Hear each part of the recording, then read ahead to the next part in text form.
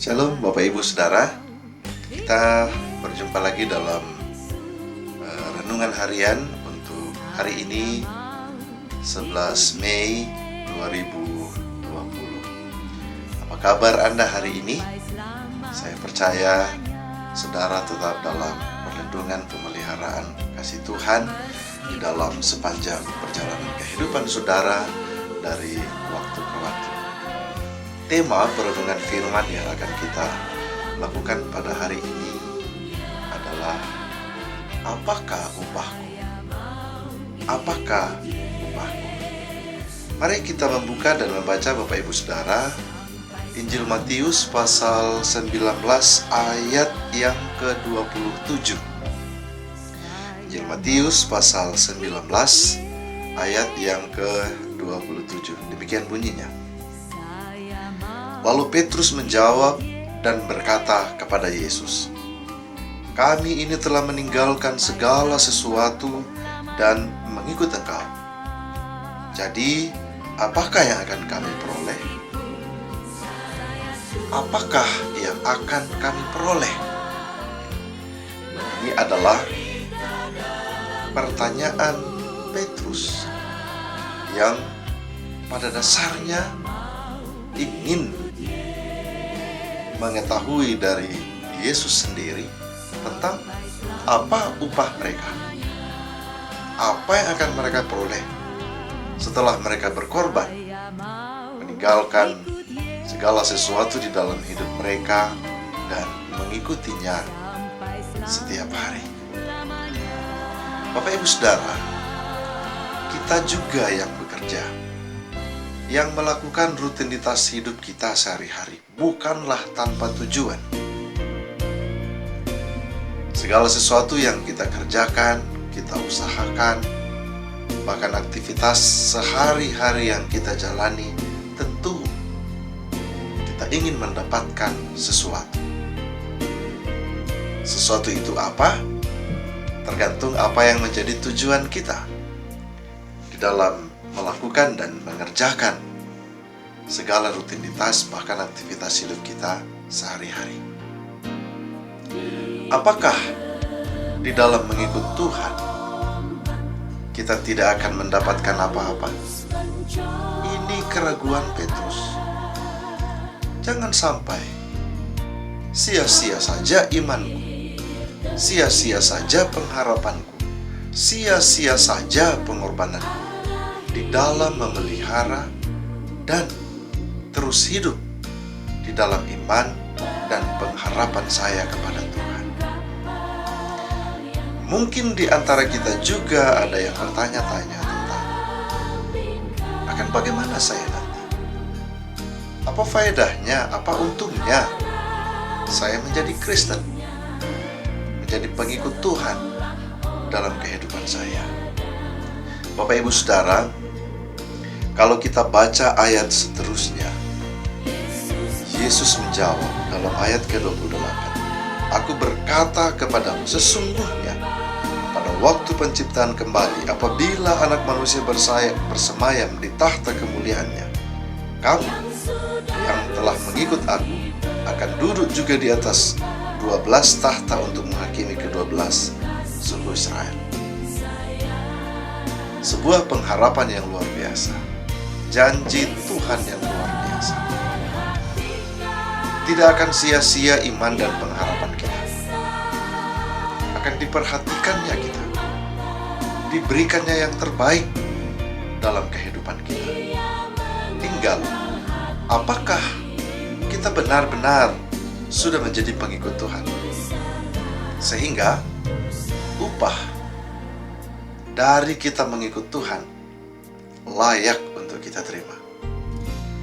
Tapi jikalau kita hanya mengikut Tuhan hanya sebagai sebuah formalitas belaka, atau untuk memperlihatkan, menunjukkan bahwa kita ini Kristen, tujuan utama kita bukanlah penyembahan kepada Tuhan, maka apapun yang menjadi tujuan kita melakukan rutinitas keagamaan kita tidak lagi akan diperhitungkan oleh Allah. Contoh, kita beribadah Apa tujuan kita beribadah? Apakah kita memuji Tuhan, menyembah Tuhan, berterima kasih kepada Tuhan? Atau kita beribadah hanya untuk menunjukkan, memamerkan kehidupan beriman kita? Sehingga orang berkata, dia ini adalah orang yang beriman. Setiap saat, setiap waktu, dia beribadah. Jika itu yang menjadi tujuan kita, Bapak Ibu Saudara, beribadah, maka ketika kita dipuji orang, ketika kita disanjung orang, itulah upah kita. Mengapa? Itu yang menjadi tujuan kita. Kita beribadah bukan untuk memuji Tuhan, tapi untuk memuliakan diri kita sendiri, supaya kita dipuji orang, supaya kita diakui orang sebagai orang beriman. Sehingga ketika itu kita peroleh, itulah upah kita. Tuhan tidak akan memperhitungkan lagi ibadah kita. Kenapa? Kita beribadah bukan karena Dia Tuhan. Kita beribadah karena hanya untuk membuat diri kita dipuji orang. Tapi kalau tujuan kita beribadah benar-benar adalah menyembah Tuhan, karena Dia adalah Allah yang menguasai kehidupan kita, Tuhan memperhitungkan ibadah kita. Dan upahnya Tuhan akan perhitungkan atas kita. Dan berkat orang, Bapak Ibu Saudara, tidak akan pernah tertukar dengan berkat orang lain. Allah itu luar biasa. Dia tahu kehidupan setiap orang. Bahkan satu lembar rambut di kepala kita pun dihitungnya. Dia tidak pernah salah, dan selalu diberikannya yang terbaik bagi setiap umatnya. Jadi jangan takut, jangan gelisah, jangan putus asa, jangan ragu. Imanmu, pengharapanmu, percayamu diperhitungkan oleh Tuhan. Yang harus kita gumuli ialah, sudahkah kita ini menjadi orang yang benar-benar percaya, yang meyakini Tuhan, yang menyembah Tuhan, yang memuji Tuhan dengan segala ketulusan dan keikhlasan hati kita, tanpa ada tujuan yang lain? Yakinlah Bapak Ibu Saudara, jawaban yang diberikan oleh Allah atau oleh Yesus kepada Petrus juga diberikannya kepada kita. Jadi jangan bertanya, apa yang kami peroleh dari mengikut Tuhan? Tapi tanyalah pada diri kita, sudahkah kita menjadi pengikut Tuhan yang baik, sehingga pantas untuk menerima yang terbaik yang datangnya dari Tuhan. Nah, karena itu apapun situasi kita, apapun kondisi yang kita alami, yang kita hadapi, yang kita jalani dalam hidup ini, 3 hal yang menjadi kata kunci untuk menjadi orang percaya. Pertama, sabar. Sabarlah. Apapun itu yang kita hadapi, yakini Tuhan pasti menyertai dan memberi yang terbaik. Kenapa? Karena kita umatnya yang percaya kepadanya. Kedua, tabah. Ujian mungkin berat, pergumulan mungkin akan berat kita alami, tapi tabahlah menghadapi dan andalkan Tuhan. Pergumulanmu, bebanmu akan dipikulinya. Dan yang ketiga, Bapak Ibu Saudara, adalah setia. Setialah dalam hidup ini. Jangan biarkan ujian dan pencobaan memporak-porandakan imanmu. Lihatlah Ayub. Begitu besarnya ujian dan pencobaan yang dihadapinya, tetapi ia tetap pertama sabar. Lalu dia tabah menghadapi, dan kesetiaannya tidak pernah pudar. Apa yang diperolehnya, Tuhan memberkatinya dengan segala yang baik dalam hidupnya. Karena itu mari kita juga menunjukkan bahwa kita sungguh-sungguh adalah umatnya yang percaya kepadanya dan menyembah Dia dengan sepenuh hati. Maka Tuhan akan memperhitungkan segala yang kita lakukan dan memberikan yang terbaik dalam hidup kita, baik di dunia ini, amat terlebih lagi di kehidupan di masa yang akan datang. Mari kita berdoa. Tuhan, terima kasih untuk firman-Mu hari ini. yang boleh kami renungkan bersama.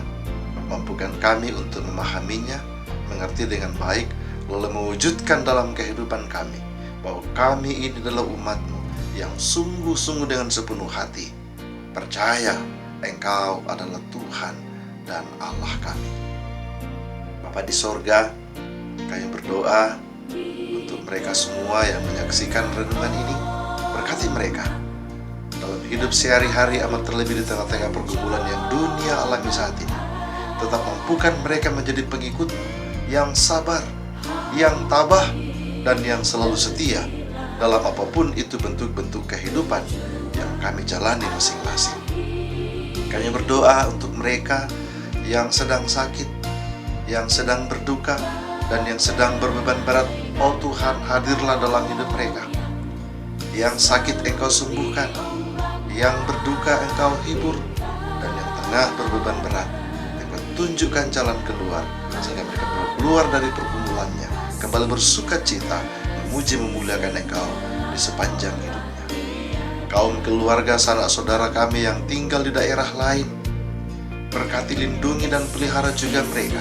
Berikan yang terbaik amat terlebih di tengah-tengah pergumulan ini, agar ketenangan mereka rasakan dan Engkau meluputkan mereka dari ancaman penyebaran COVID-19 ini. Tuhan, terus Engkau berkati pemerintah kami, pakai mereka sebagai alat-Mu untuk mewujudkan kasih-Mu, membebaskan kami dari pergumulan yang sedang kami alami. Para medis dan mereka yang berjaga-jaga di perbatasan, Tuhan, jaga dan lindungi mereka, sehingga mereka boleh menjalankan peran tanggung jawab mereka dengan sebaik-baiknya, sehingga yang terbaik juga mereka rasakan, dan Engkau dipermuliakan juga di dalam sepanjang perjalanan hidup mereka. Kehidupan kami di sepanjang hari ini kami serahkan kepada Tuhan. Pimpin tuntun kami Tuhan, sertai kami. Dalam nama Tuhan Yesus kami berdoa. Amin.